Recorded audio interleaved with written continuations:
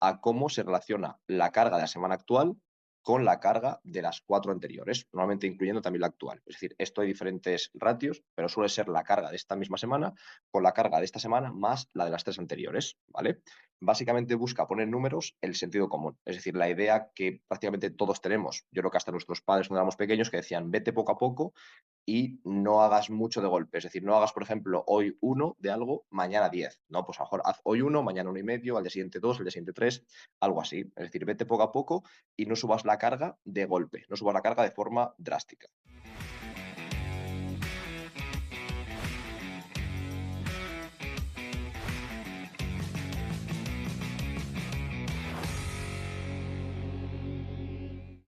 Muy buenas compañeros, estamos en un nuevo episodio del podcast de Sport y en este caso vamos a hablar de una parte del control de la carga. Es decir, no vamos a hablar del control de la carga como tal, es un tema muy amplio que trataremos más adelante, pero en el episodio de hoy vamos a hablar de una parte de ese control de la carga. Hay gente que prefiere hablar de monitorización porque entiende que no se puede controlar la carga, sino que es más pues ver lo que está ocurriendo, apuntarlo o intentar cuantificarlo y en función de eso, pues tomar decisiones o por lo menos tenerlo cuantificado. Yo pienso que en parte quizás sí que podemos no controlar, pero sí influir un poco en la carga y que para eso lo cuantificamos. Pero bueno, da igual la forma de expresarse o da igual el concepto. Creo que lo más importante no es el nombre, sino que hay detrás de ese concepto, ¿vale? Entonces, vamos a hablar de la carga aguda crónica, es decir, de cómo este concepto es muy interesante para intentar controlar la carga de los entrenamientos. Antes de empezar, creo que es importante hablar o lanzar esta metáfora y sería, imaginaos, por ejemplo, un cubo, lo he visto en redes sociales, perdón porque no sé a quién se lo vi, ni siquiera sé si es de un autor concreto, pero me pareció muy gráfico. Y es un cubo de metal, imaginaos, donde se echa agua, un cubo grande, pero que ese cubo tiene diferentes agujeros. Entonces, dependiendo de cuántos agujeros haya, el agua pues sale más rápido y nunca se llena. Imaginaos, por ejemplo, que el agua que echamos es la carga de entrenamiento y los agujeros es pues un buen sueño, una buena nutrición, buen trabajo preventivo, un buen trabajo de fuerza, etcétera, etcétera, ¿vale? Es decir, cuanto más agujeros, mejor porque menos se llena el cubo. Si se llena el cubo, eso quiere decir que hay pues o sobreentrenamiento o lesiones, etcétera, ¿vale? Pero si echas muchísima agua, da igual cuántos agujeros tengas, se va a llenar. Es decir, si yo echo, por ejemplo, 10 cubos de golpes o ese cubo, da igual cuánto espacio tenga porque se va a llenar el cubo, ¿vale? Entonces, la idea de esto, ¿a qué me refiero con esto? A que podemos liarnos a hacer trabajo preventivo, entre comillas, hablar con el entrenador, planificar la carga, planificar la recuperación, proponer intervenciones nutricionales. Si después entrenamos 4 veces al día, 2 horas, obviamente, da igual lo que hagamos, es una locura, ¿vale? Entonces, simplemente quedarnos con este concepto de que hay algo que no se puede evitar y es intentar tener una progresión lógica en la carga y intentar llevar junto con el entrenador un trabajo razonable a nivel de carga de entrenamiento. Si nos pasamos y entramos el doble de lo que podríamos, da igual lo que cuantifiquemos, da igual lo que intentamos controlar, da igual el trabajo de fuerza que hagamos, se va a lesionar todo el mundo o mucha gente, ¿vale? Es básicamente lo que quería decir al principio, ¿vale?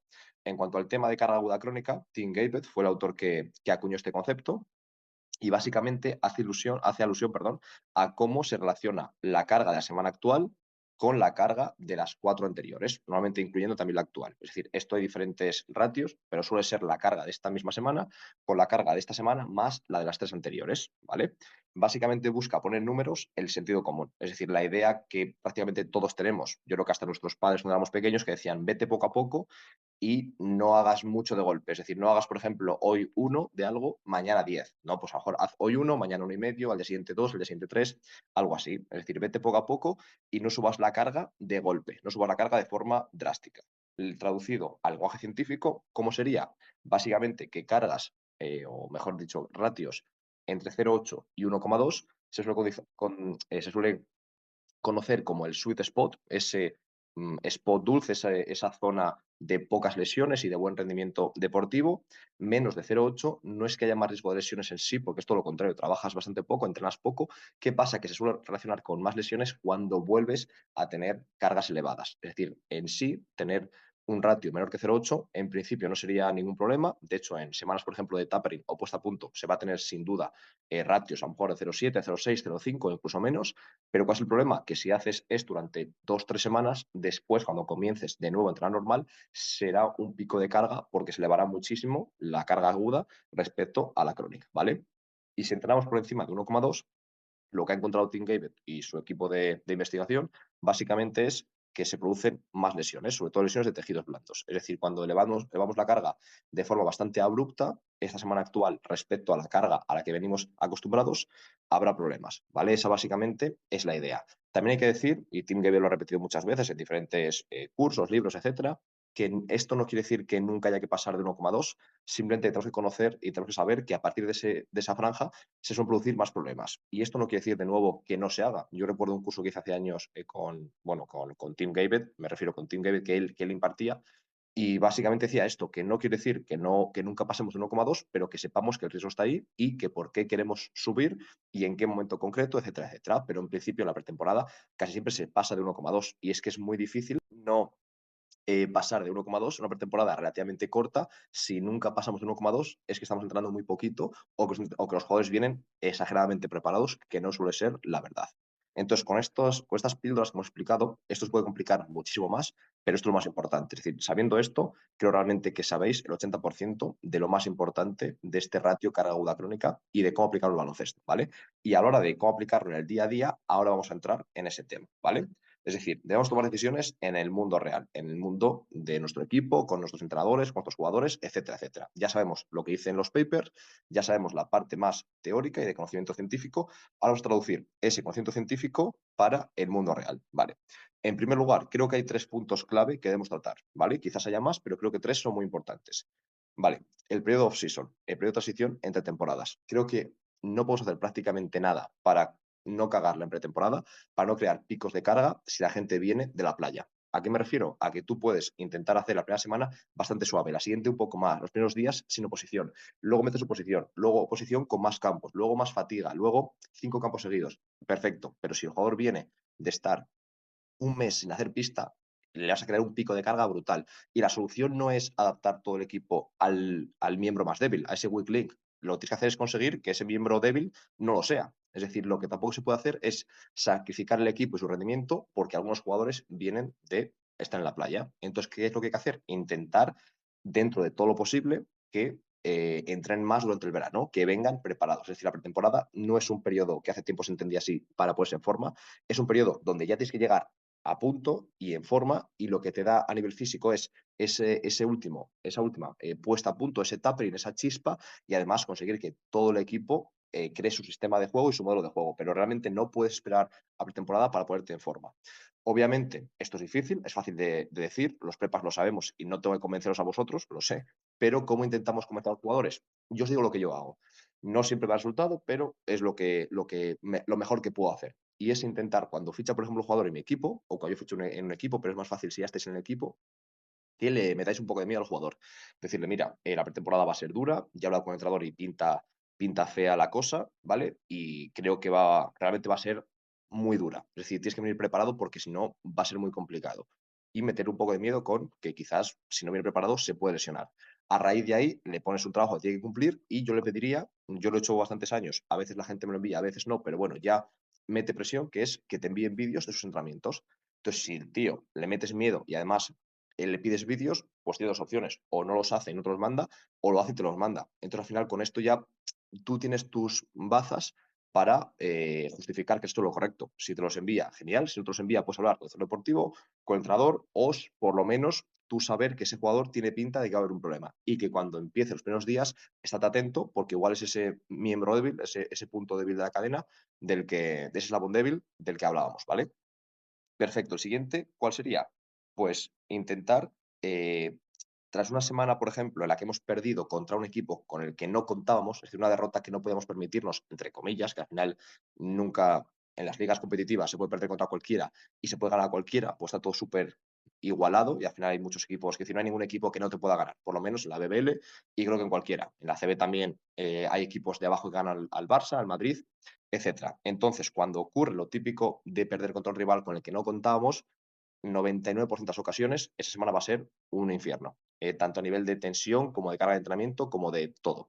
Y muchas veces, yo os diría que no es tanto, a veces sí, pero muchas veces no es que el entrenador de repente se vuelva loco y haga el doble de ejercicios. ¿Qué pasa? Que los ejercicios que hace a lo mejor son un poco más largos, se entra un poco más en general, pero sobre todo la intensidad vamos, vuela por los aires. ¿Por qué? Porque todo el mundo está en una tensión brutal. Entonces, al final, si tú entras, lo sabes perfectamente. Tú todos los días, por ejemplo, haces 10 series de 50 metros corriendo al 85%, bueno, si de repente ese día en vez de hacer 10 haces 12, pero lo haces al 100%, es una locura de carga, es un pico de carga brutal. Y eso pasa cuando se pierde un partido que no se debía y cuando hay mucha tensión en el equipo. ¿Qué es lo que creo que debéis hacer y lo que yo intento hacer? Cuando veo esa situación y me huelo que va a ocurrir eso, intento reducir todo lo que yo puedo mi carga de entrenamiento. Me reduzco el tren inferior, más movilidad, más estiramiento activo, más tren superior, más core, más trabajo de activación de cara a protegerlos para las entrenamiento, quizás isométricos, pero lo que os comento, nada para intentar desarrollarlos como jugadores, nada para mejorarlos a nivel físico, sino intentar simplemente protegernos con poca carga y sobre todo carga que no sea estructural, que nunca dañe las estructuras musculares, que nunca sea nada excéntrico, nada intenso, que no los deje fatigados a nivel sistema nervioso central, sino todo lo contrario, preparados para luchar contra la carga que van a recibir. Creo que es lo mejor que podemos hacer y un consejo bastante práctico y que os puede solucionar muchos problemas. Imaginaos, por ejemplo, que tenéis preparado peso muerto humano, isquio nórdico, algo a lo mejor de RCD tren inferior o trabajo excéntrico y de repente el entrenador empieza a mandar suicidios, empieza a hacer un trabajo de contragolpe brutal y se rompen dos isquios. Obviamente no es culpa vuestra ni tampoco culpa suya, es que no se debe haber hecho esos dos contenidos a la vez. Pero es que a lo mejor tenías que haberte imaginado que eso puede ocurrir. Entonces os dejo aquí este consejo por si os sirve a alguien de vosotros, ¿vale? Y por último, un consejo que os lo mando también con interrogante. Este, por ejemplo, no os digo que tengáis que hacerlo. Los dos primeros creo que sí o sí tenéis que aplicarlos y os va a ayudar 100% a todos vosotros en cualquier circunstancia. Estoy convencido. Este último os diría que lo toméis con pinzas y que analicéis la situación, si tiene sentido o si no. ¿Cuál sería? Explicar al entrenador antes de pretemporada este concepto de carga aguda, carga crónica. Yo estoy seguro de que si el entrenador lo quiere entender y pone su parte, va a ayudar, porque al final cada vez que tenga la tentación de crear un pico de carga, se va a acordar de esto y va a decir, hostia, igual me cargo a 2 a 3. Pero ¿qué pasa? Que a lo mejor es un entrenador que siente que cuando tú le enseñas esto, le estás como intentando ponerte por encima de él, o que a lo mejor estás tratando como si no supiese él. Entonces, si tú crees que tu entrenador puede tener esa línea o ese problema, esa línea de pensamiento, yo no lo haría. En ese caso, ¿qué es lo que haría? Intentar explicárselo al asistente, que suelen tener un perfil mucho más bajo, mucho más cercano a vosotros y que no va a haber problema en que se enfade. A lo mejor se traslada al primer entrenador o a lo mejor no, pero ese será un aliado más con nosotros para intentar no hacer locuras. Entonces yo, primera línea de pensamiento, primera línea de ataque al asistente o a los dos asistentes, contádselo. Obviamente al fisio, que seguro que va a estar con vosotros, y si pudieseis poco a poco, a lo mejor, o cuando veáis la ventana de oportunidad, también al entrenador, porque esto os va a ayudar bastante. Como os comento, no siempre va a ser así, el entrenador lo que quiere, y es lógico, es ganar, porque es así.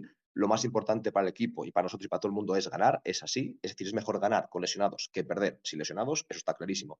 Y creo que todos lo sabemos, pero también tener menos lesionados, pues ayuda a ganar. Entonces, hay que intentar tener una especie de punto de equilibrio entre llevar el equipo al límite y no pasarnos de eso, ¿vale? Entonces, básicamente, el podcast de hoy era esto. Vamos a hacer un pequeño resumen. Básicamente, saber que la carga aguda crónica, este término acuñado por Tim Gabbett, relaciona la carga actual con la carga de las últimas semanas. Básicamente es a qué carga estoy acostumbrado y qué carga estoy recibiendo justo ahora, ¿vale? Para que haya una especie de relación y que tenga sentido, que no haga ahora el triple de lo que solía venir haciendo y por eso que me parezca un reto enorme, ¿vale? A raíz de ahí, estar entre 0,8 y 1,2 casi siempre no quiere decir que nunca haya que bajar, como en semanas de tapering, ni que nunca haya que subir, como en semanas de carga o en ciertas semanas de pretemporada, cuando consideremos, ¿vale? Pero que sepamos que no podemos mantenernos muchas semanas, ni siquiera 2 o 3, en 1,5, porque realmente eso va a ser un reto muy importante para esos deportistas y para sus cuerpos. Y por último, lo que podemos hacer es darle mucha importancia al periodo off-season, que vengan ya en forma, que no quieran ponerse en forma en la pretemporada. Después, intentar estar muy atentos cuando hay una derrota que no considerábamos porque solamente la carga va a dispararse. Y por último, intentar explicar al cuerpo técnico, ya veremos el entrenador o los asistentes, lo que es el concepto de carga aguda crónica y cómo se relaciona con lesiones, sobre todo de tejidos blandos. Si conseguimos hacer esto, yo creo realmente que estaremos ayudando a nuestro equipo todo lo posible. Así que nada, compañeros, la semana que viene nos escuchamos de nuevo. Un abrazo.